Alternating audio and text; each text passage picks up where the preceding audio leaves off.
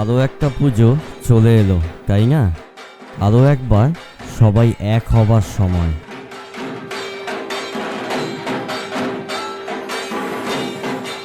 তাই আজ আমরা এগিয়ে চলেছি কুমারটুলির উদ্দেশ্যে।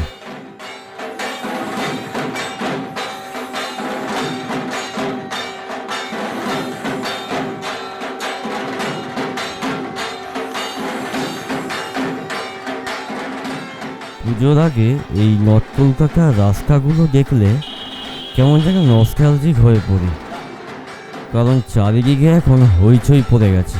মা আসছে, কুমোরটুলি জুড়ে এখন তোড়জোড় তো তুঙ্গে, আর শহরে আনাচে কানাচে অলরেডি সব সাজতে শুরু করে দিয়েছে। অপেক্ষার দিনের সংখ্যা তো খুবই কম।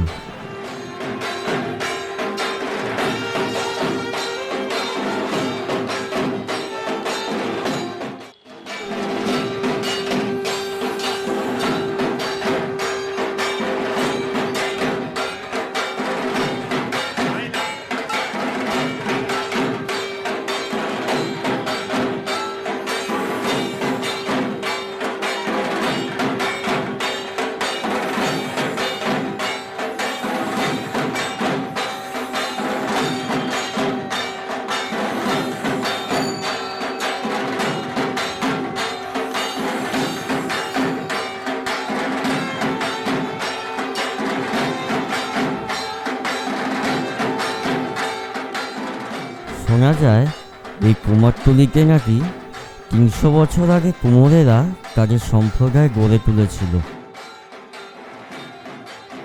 কলকাতার প্রতিমা নির্মাণের অন্যতম আঁতুড়ঘর হল এই কুমোরটুলি। আনুমানিক ৫০০ শিল্পী কাজ করেন এই কুমোরটুলিতে।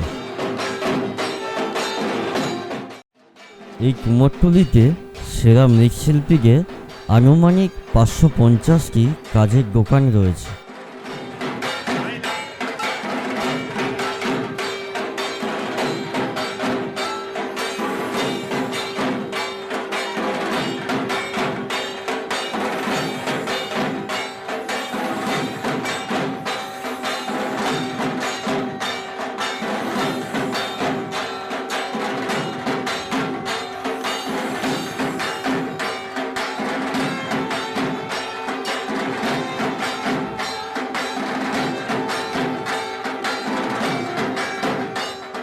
আর মাটির ভাস্কর্যের প্রজন্মরা মাটির প্রতিমা তৈরি পেশায় রয়েছে।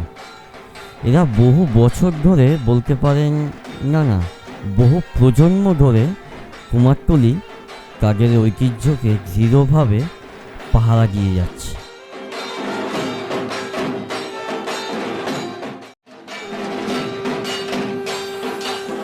এটা যেন এক গোলক ধাগা, আর এই গোলক ধাগার বাড়ির মধ্যেই রয়েছে বড় বড় স্টুডিও।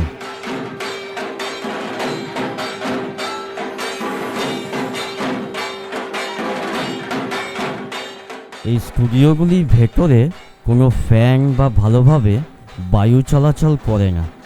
তা সত্ত্বেও এই শিল্পীদের কাজের উদ্দীপনার কোনো খামতি কিন্তু নেই।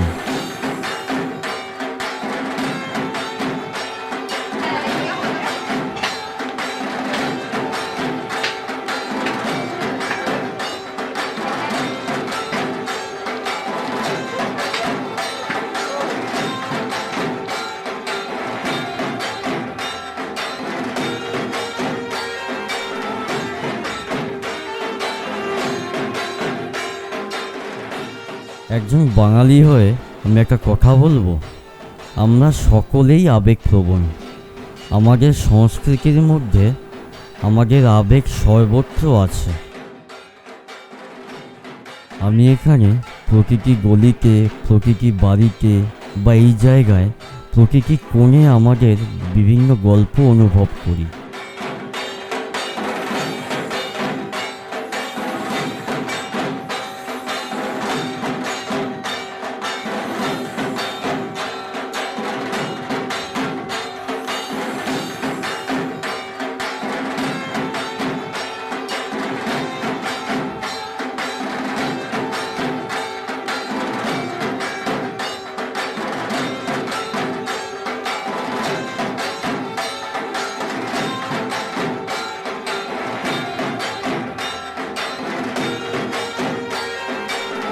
এদেরকে অনেকে শিল্পী বলে সম্মান দেয় না।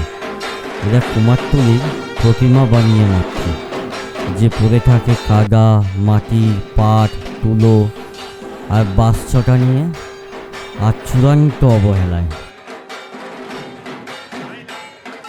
এবং যখন উৎসবগুলির কথা বলা হয়, তখন আমাদের মনে কেবল একটি জিনিস আসে, দুর্গাপুজো।